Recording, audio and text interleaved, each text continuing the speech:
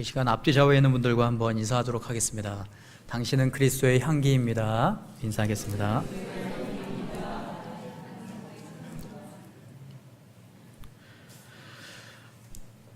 이 시간 먼저 부족한 종을 이 자리에 세워주신 하나님 아버지께 영광과 감사와 찬양을 올려드립니다. 그리고 선교사로서 첫 발을 내딛는 저희 가정을 축복해 주신 우리 강릉 강동교회 우리 김태영 목사님과 또 동일한 마음으로 축복해 주시는 우리 귀한 우리 성도님들께도 감사를 드립니다. 또 함께 선교지로 나아가는 우리 JDM 또 CCC 청년들이 함께 있어서 더 든든한 것 같습니다. 저희 가정은 지난 2년 전에 하나님의 부르심을 받고 선교사로서의 길을 걷기로 결정했습니다.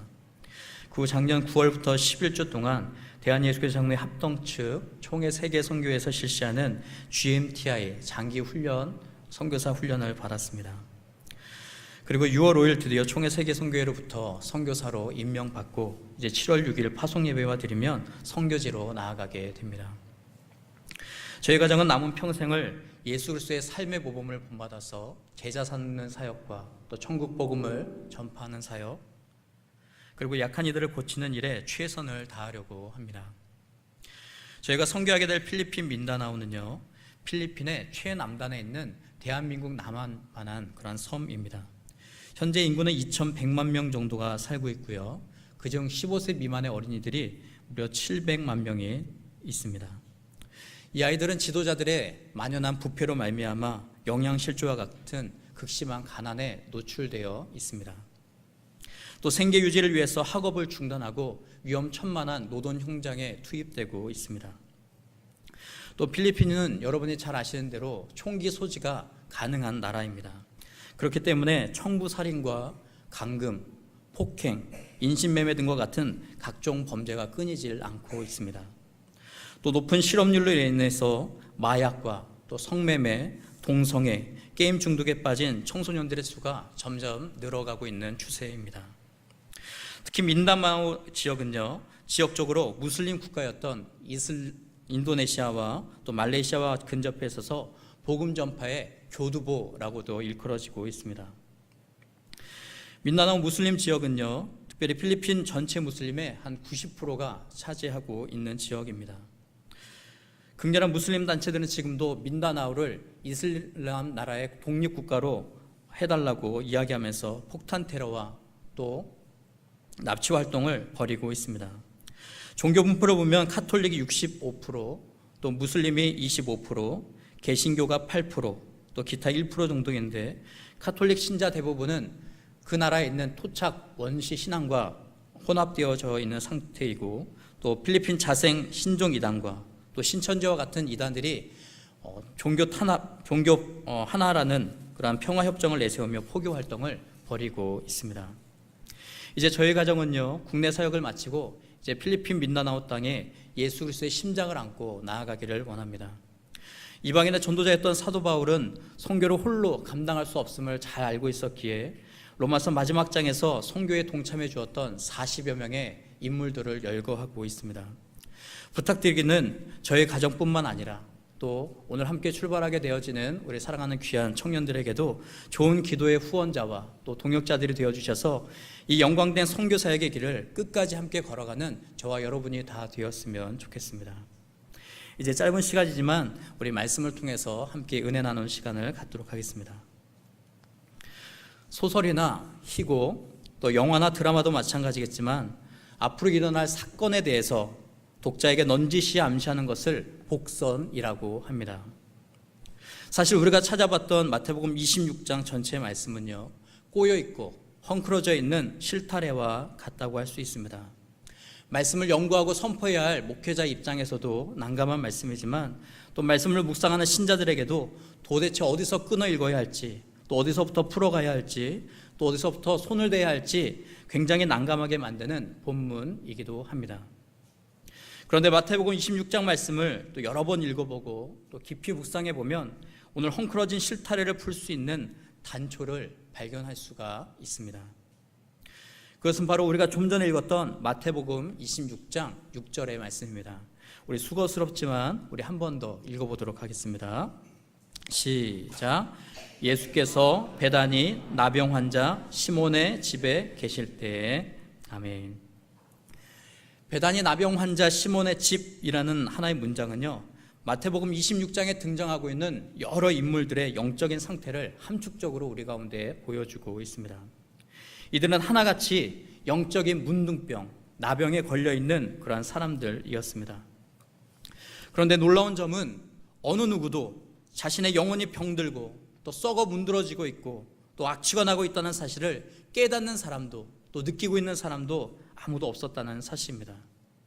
그렇다면 도대체 어떤 자들이 오늘 성난 이리 때처럼 예수님을 물어뜯고 또 십자가에 내어 죽게 했는지, 혹시 예수님을 믿고 따른다고 고백하는 혹시 나의 모습, 또 나의 내면에는 이렇게 죄가 활동하고 있는 모습은 남아있지 않는지 시간 한번 돌아봤으면 좋겠습니다.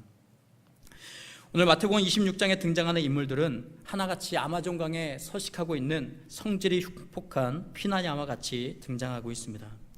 이들은 삼각형의 날카로운 이빨을 가지고 천국 복음을 전파하시면서 하나님의 잃어버린 영혼을 구원하시려는 예수님을 무리지어서 습격하고 또 공격하고 그 살을 모두 먹어치우는 그런 존재들로 나타나고 있습니다. 첫 번째로 예수님을 죽이려는 그런 자들입니다. 오늘 마태복음 26장 1절 말씀을 보면요, 그들은 대제사장들과 또 백성의 장로들이었다, 소위 종교 지도자들이었다라고 이야기하고 있습니다. 이들은 평소에 서로를 비방하고 또 경계하면서 성전 제사를 통해 얻게 되는 이권 경제의 혈안이 되어 있었던 사람들이었습니다. 백성들이 인기표에 목이 말라서 서로 높은 자리에 더 많은 인기를 얻기 위해서 노력하던 사람들이었습니다. 그런데 이렇게 원수처럼 으르렁거렸던 그런 사람들이 약속이라도 한 듯 오늘 가야바라는 대제사장의 관정에 모여들었습니다. 그들이 모인 이유는요, 함께 선교사를 파송하거나 미자립 개척교회를 지원하거나 또 환우들을 함께 돌보자라는 그러한 좋은 의도가 아니었습니다. 그들은 지금까지 누구도 넘볼 수 없는 영적인 지위를 가지고 사람들로부터 존경과 또 부러움과 선망이 대상이 되어 있었습니다. 그런데 자신들과는 다른 권위 있는 새 가르침을 가르치는 예수의 등장을 통해서 그들의 주가는 곤두박질치게 되었습니다. 위협을 느낀 그들은요, 영적인 기득권과 자신의 생존권을 지키기 위해서 죄 없는 예수를 잡아 죽이려는 그런 흉계를 꾸미게 되어집니다. 그들은 세례 요한이 예언했던 것처럼 세상의 죄를 지고 가는 하나님의 어린 양으로 일컬어졌던 그 예수 그리스도를 유대인의 3대 명절 중이었던 하나였던 유월절에 붙잡아 죽이자는 그러한 이야기를 이야기합니다. 오늘 한종호 목사가 썼던 밀실에 갇힌 예수라는 책에 보면 오늘 한국교회 현실에 대해서 이렇게 꼬집어 이야기하고 있습니다. 현실의 교회는 예수님을 밀실에 감금하고 있습니다. 교회 제도 속에 질식시키고 있고 또 교회 탐욕을 위해 진짜 예수님은 사람들에게 보이지 않아야 하는 것이 되고 말았습니다.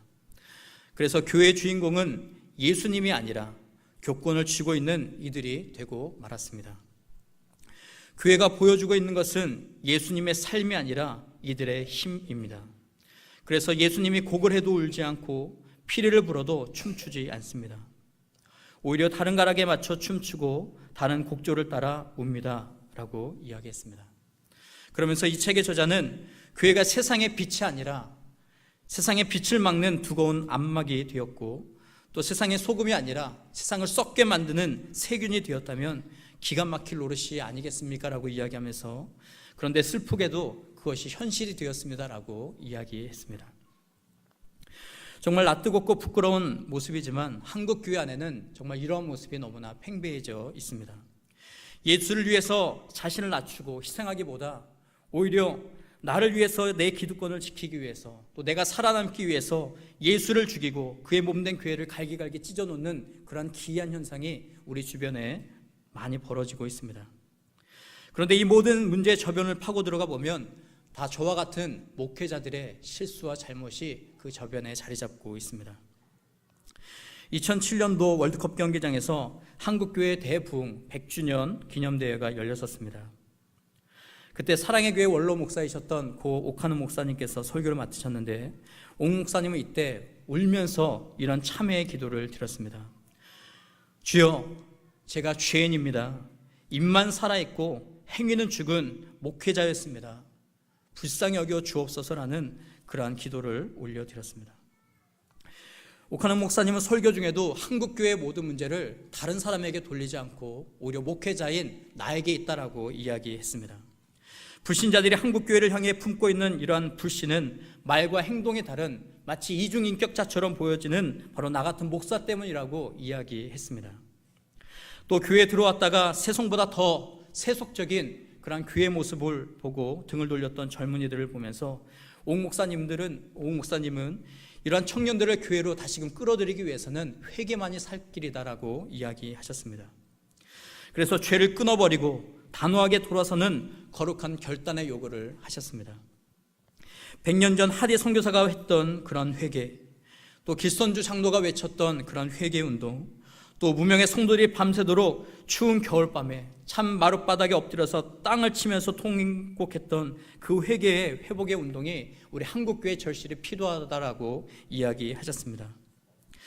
우리 한국교회가 다시 회개하지 않고 성령의 능력을 힘입지 않는다면 우리는 예수님으로부터 이 독사의 자식들아, 외식하는 자들아, 불법은 행하는 자들아, 회칠한 무덤아라는 그런 책망을 피하지 못할 것입니다. 이런 따끔한 질책을 받지 않기 위해서라도 우리는 가슴을 찢는 참된 회개의 자리로 오늘부터 나아가야 할 것입니다. 두 번째로 마태복음 26장에는 예수를 팔려는 자들이 등장하고 있습니다. 당시 종교 지도자들이었던 오늘 장로들과 그리고 종교 지도자들은 오늘 예수님을 미워하고 시기했기 때문에 결의해서 예수님을 죽인 것은 어느 정도 이해가 되어집니다. 하지만 무려 3년 동안이나 예수님과 함께 먹고 마시면서 동고동락했던 가룟 유다가 스승이었던 예수님을 은 30에 팔아넘긴 것은 도무지 이해할 수 없는 대목입니다. 당시 은 30은요 120데나리온의 값어치가 되는 노예 몸값이었습니다. 당시 한 데나리온이 일용직 노동자의 하루 품삯이라고 이야기한다면 당시 은 30은 600만 원 정도의 금액이었습니다. 이는 오늘 한 이름 없는 여인이 오늘 예수님 앞에 부어드렸던 300데나리온이나 되는 그러한 향유옥합과 너무나 비교되는 그러한 대목이기도 합니다. 오늘 요한복음 13장 2절 말씀을 보면요, 마귀가 벌써 시몬의 아들 가룟 유다의 마음에 예수를 팔려는 생각을 넣었다라고 이야기하고 있습니다. 아마도 가룟 유다는 예수님이 로마 제국을 뒤엎어버리고 또 유대인의 왕이 된다면 단번에 내가 높은 자리에 오르게 되고 더 많은 재물을 손에 움켜쥐게 될 것을 생각했던 것 같습니다.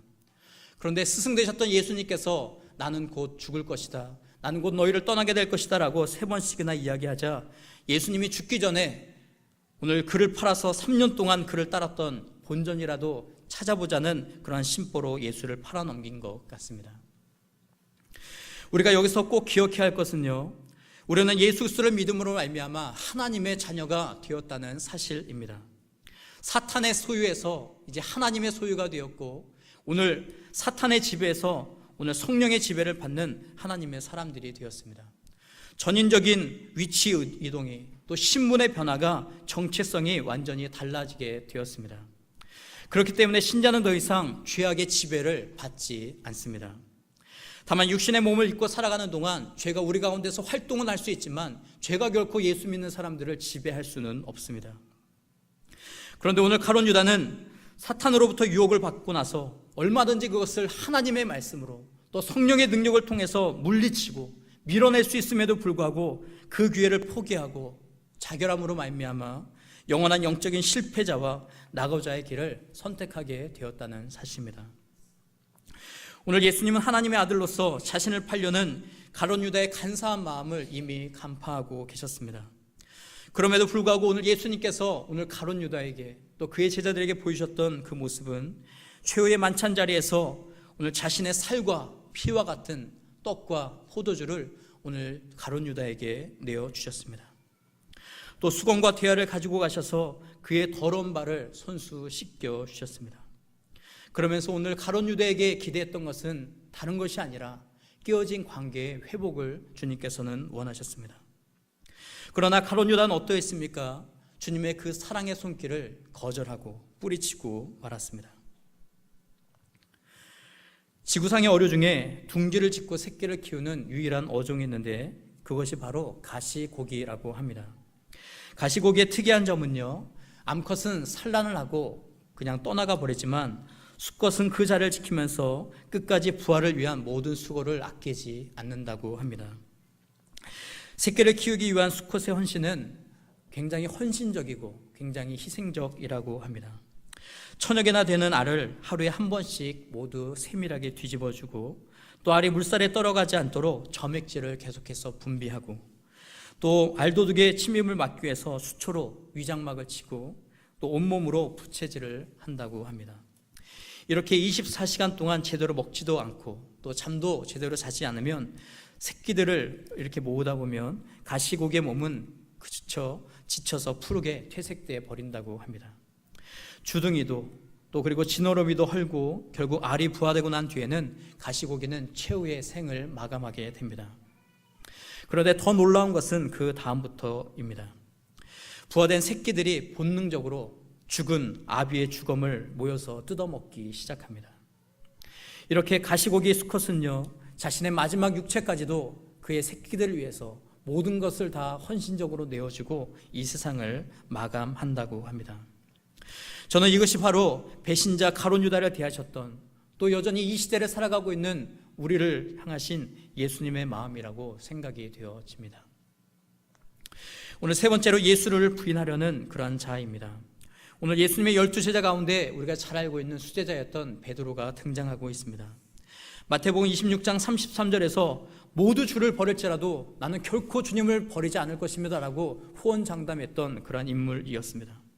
그런데 불과 몇 시간이 지나지 않아서 오늘 베드로는 작은 계집아이 앞에서 수많은 사람들 앞에서 공견연하게 예수를 모른다고 이야기하고 또 예수님을 부인하고 저주하고 맹세했습니다. 하지만 요한복음 21장 말씀을 보면 오늘 예수님이 부활 이후에 디베랴 바닷가에서 오늘 자신을 버리고 물고기 잡으러 갔던 7명의 제자들, 특히 자신을 3번이나 부인했던 오늘 베드로를 만나시면서 오늘 그에게 책망하시기보다, 그를 손가락질하시기보다 오히려 고기 잡다가 지친 그를 위해서 숯불 위에 생선을 굽고 떡을 구우시면서 그에게 나눠주시는 모습이 기록되고 있습니다. 그러면서 오늘 베드로에게 어떻게 말씀하십니까? 내 어린 양과 또 내 양들을 치고 먹여달라고 새로운 사명의 회복을 말씀해 주셨습니다.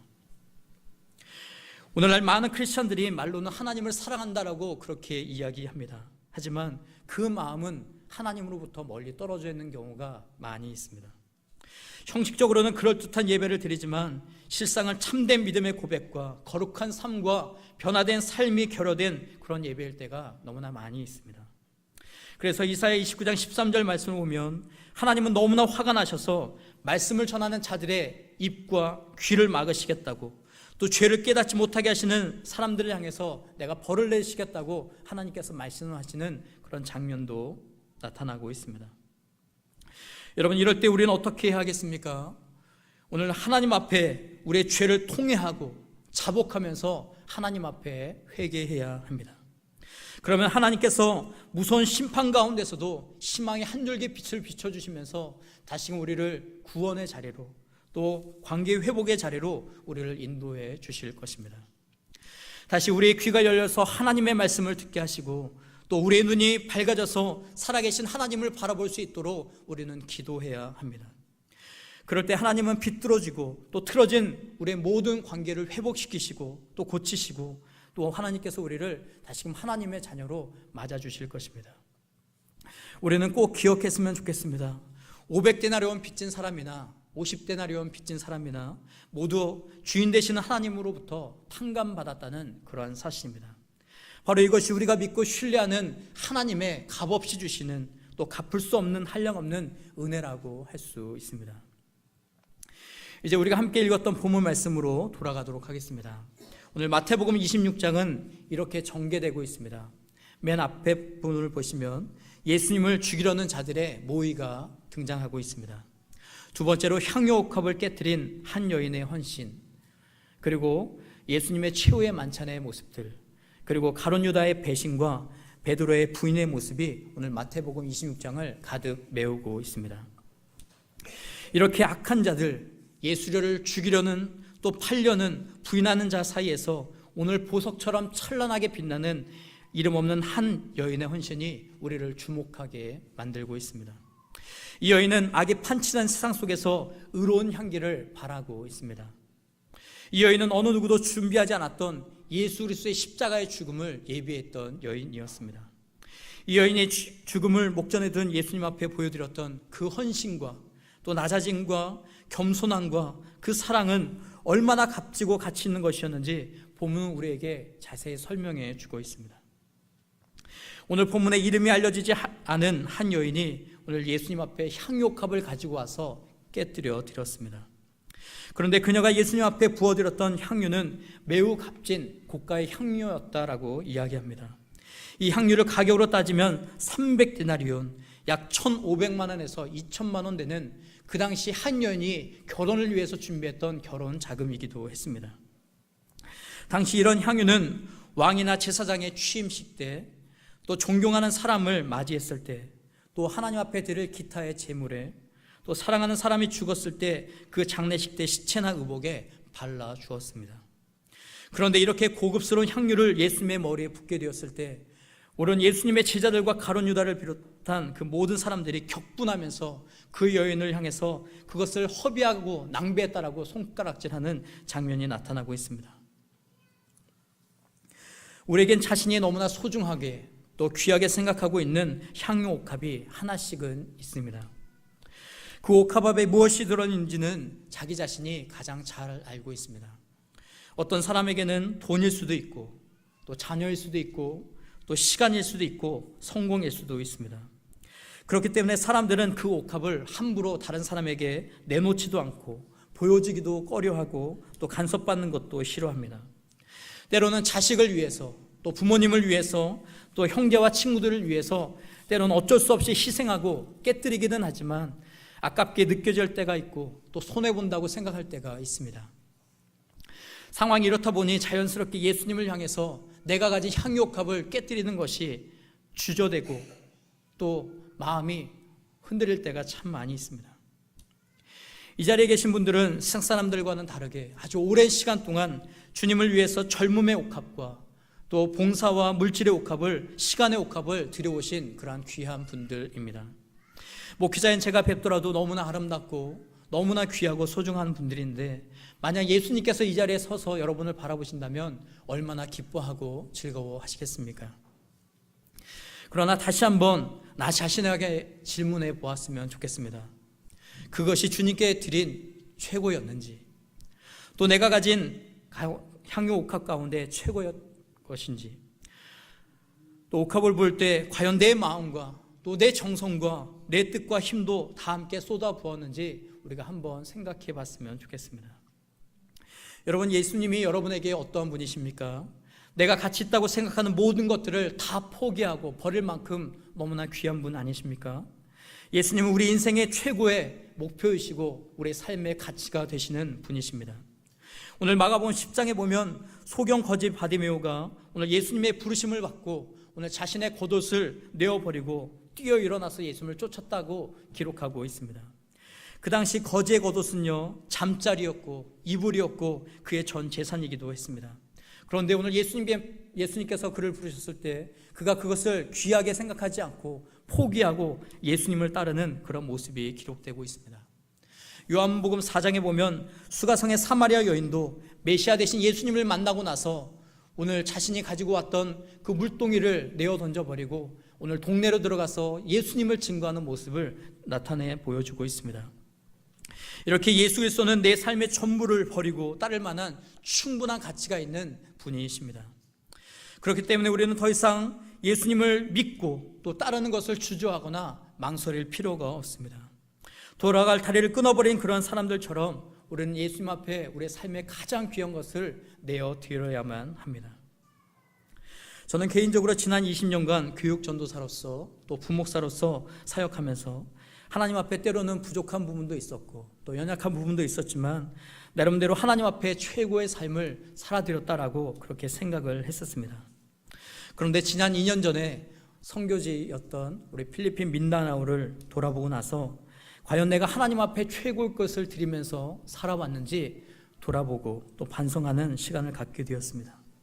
그리고 깊은 영적인 딜레마에 빠진 후에 선교사로서 살아가는 것이 오히려 하나님 앞에 더 기쁨이 되지 않을까, 과연 내가 하나님 앞에 더 드릴 수 있는 옥합이 무엇인가라는 생각을 했을 때 내 남아있는 생명과 또 가정과 또 우리의 온 가정을 온전히 주님 앞에 내어드리는 것이 더 주님의 기쁨이 되지 않을까라는 생각을 가지고 더 낮은 곳과 더 섬겨야 하고 더 희생해야 하는 그런 자리로 나아가게 되었습니다.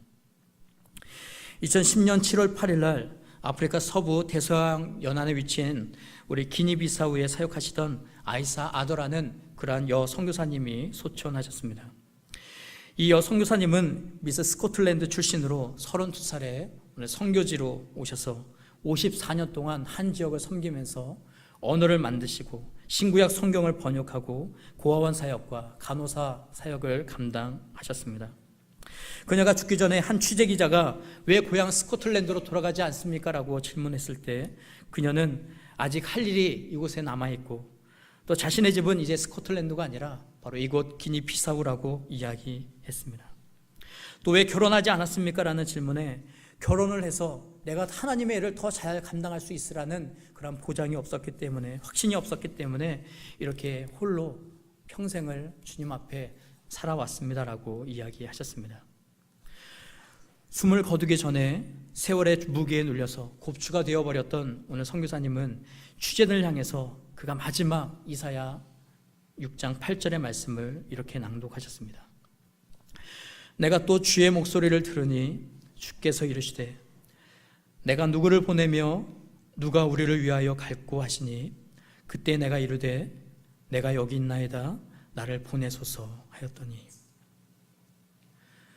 우리에게는 너무나 익숙하고 평범한 이 메시지가 오늘 그녀가 읽었을 때 큰 힘으로 다가오는 것은 그녀의 삶의 헌신이, 또 그녀의 향기로운 삶의 향취가 오늘 이사야 6장 8절 말씀에 그대로 배어있기 때문입니다. 중국과 인도 선교를 하고 중앙아프리카를 개척했던 오늘 스터드 선교사님은 이렇게 이야기했습니다. 만일 예수 그리스도께서 하나님이시면서 그가 나를 위해서 죽으셨다면 그분을 위한 나의 어떠한 희생도 결코 크다고 할 수 없습니다라고 이야기했습니다. 저는 여러분에게 이 시간 모든 것을 다 포기하고 뒤로 하고 선교를 떠나거나 목회자가 되라고 드리는 말씀이 아닙니다. 우리는 언제 어디서나 또 어느 곳에 있든지 항상 내가 가진 최고의 것과 하나님을 향한 그런 최선의 삶을 살아가야 한다는 것을 여러분에게 말씀드리는 것입니다. 오늘 본문에 등장하고 있는 이 여인은요, 당시 사람들로부터 손가락질 받고 입방아에 오르내려던 죄 많은 여인이었습니다. 하지만 이 여인은 유대인들로부터 받는 수치와 또 모욕과 봉변당하는 일을 두려워하지 않고 오늘 바리새인 시몬의 그 악취나는 그 집에 등장하게 되었습니다. 이는 결코 그녀에게 쉬운 일이 아니었습니다. 대단한 결심과 많은 것을 포기하고 버려야 하는 그런 모습이 있어야 했습니다. 그녀는 이전에 눈에 보이지 않는 하나님보다 사람들의 시선과 여론을 굉장히 중요했던 사람이었습니다. 그러나 이제 오늘 예수님을 만나고 변화되었던 그녀의 눈에는 오늘 가난하고 비천한 자신에게 새로운 생명과 또 산소망을 주셨던 하나님의 아들 예수 그리스도만이 한눈에 들어오게 되었습니다.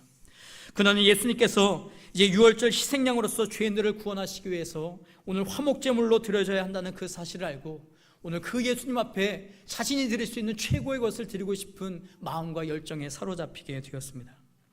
그래서 그녀는 예수님의 머리에 매우 귀한 향유를 가져와서 붓고 눈물로 예수의 발을 적시고 자신의 머리카락으로 그 발을 씻기고 입맞춤을 했습니다.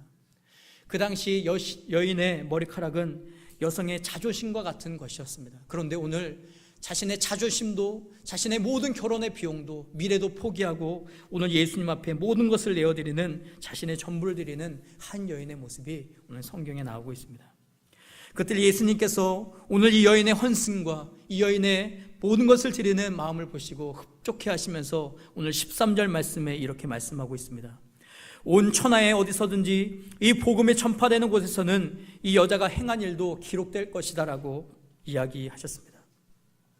그렇다면 오늘날 예수님의 제자된 그리고 자녀된 우리들이 다시 한번 우리가 예수님의 재림을 우리가 준비하면서 살아간다면 여분의 기름을 준비했던 5 처녀들이 신랑을 기쁨으로 맞이하고 결혼잔치에 참여하게 되었던 것처럼 우리가 예수님의 다시 오심을 준비한다면, 그리고 그가 부탁하셨던 그 지상 명령들을 우리가 지키면서 살아간다면 아마도 주님께서 우리를 향해서 얼마나 큰 기쁨을 이기지 못하시며 축복해 주시겠습니까? 오늘 예수님께서 어떻게 우리에게 말씀하셨습니까? 너희는 온 천하에 다니며 만민에게 복음을 증거하라고 하셨습니다. 너희는 가서 모든 민족으로 제자를 삼아 아버지와 아들과 성령의 이름으로 세례를 베풀고 내가 너에게 분부한 모든 것을 가르쳐 지키라고 말씀하셨습니다. 죄 사함을 받게 하는 회개가 예루살렘부터 시작해서 모든 족속에게 전파될 것인데 너희는 이 모든 일의 증인이라고 말씀하셨습니다. 예루살렘과 온 유대와 사마리아와 땅끝까지 이르러 내 증인이 되라고 주님께서 우리에게 준엄한 명령을 내려주셨습니다. 우리에게 부탁하신 것이 아니라, 우리에게 청하신 것이 아니라, 오늘 우리의 삶의 주인이시고 우리의 인생의 목표 되신 예수님께서 우리에게 명령하신 내용이라는 사실입니다. 오늘 자신의 옥합을 깨뜨렸던 이 여인이 오늘 자신의 모든 걸 주님 앞에 내어드렸을 때 오늘 주님께서 이 복음이 전파되는 곳에서는 이 여인이 행했던 일들도 기록될 것이다라고, 기억될 것이다라고 말씀하셨다면 이보다 더한 칭찬과 영광을 오늘 주님께서 우리에게 내려주시지 않겠습니까?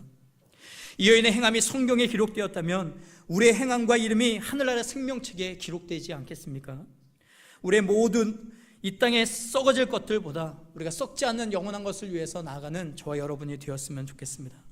육신의 장막을 얻기보다 하늘의 장막을 얻기 위해서 수고하는 저와 여러분이 되었으면 좋겠습니다. 세상적으로 높은 직관과 명함보다 오늘 하나님 나라의 자녀됨을 더 영광스럽게 생각하는 저와 여러분이 되었으면 좋겠습니다. 여러분, 이 땅 가운데서 우리가 가져갈 수 있는 것이 무엇입니까? 아무것도 가져갈 것이 없습니다. 주님 앞에 가져갈 수 있는 유일한 것은 오늘 주님을 사랑했던 마음과 이웃을 섬겼던 그 아름다운 마음만을 가지고 우리가 하나님 앞에, 주님 앞에 나아갈 수 있다는 사실입니다. 영원히 변질되지 않고 퇴색되지 않는 그 순전한 마음만을 가지고 우리가 주님 앞에 나아갈 수 있다는 사실을 꼭 기억했으면 좋겠습니다. 이런 마음은 세상의 가치로 따질 수가 없고 가격을 매길 수도 없고 평가할 수도 없습니다. 우리 모두 이 악취가 진동하는 세상 속에서 내가 가진 향유옥합을 주님 앞에 깨어드림으로 말미암아 오늘 예수님 앞에 그 향유가 되었던, 그 기쁨이 되었던 것처럼 우리 사랑하는 귀한 믿음의 성도님들, 주님 앞에 아름다운 우리의 인생의 향유옥합을 깨어드림으로 말미암아 주님의 기쁨과 또 이 악취나는 세상 가운데에서 향기나는 멋진 인생 살아가는 저와 여러분이 되었으면 좋겠습니다. 우리 말씀의 내용을 생각하면서 기도하도록 하겠습니다. 사랑의 하나님, 시대는 변했지만 상황은 변화되지 않았습니다. 여전히 예수님 주위에는 예수님을 죽이려는 사람, 또 예수님을 팔아넘기는 사람, 또 예수님을 부인하는 사람들이 모여 있습니다.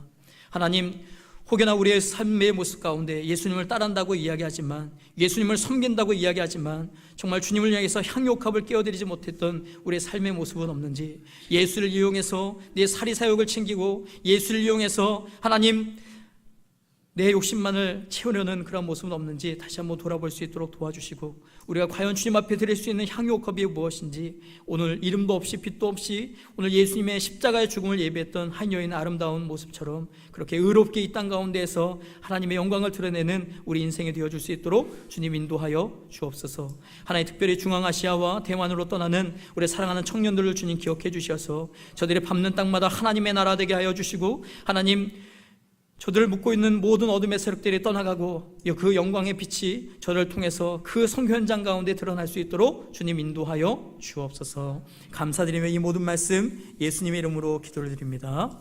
아멘. 예, 말씀 감사합니다. 우리 이 시간에는 우리 청년들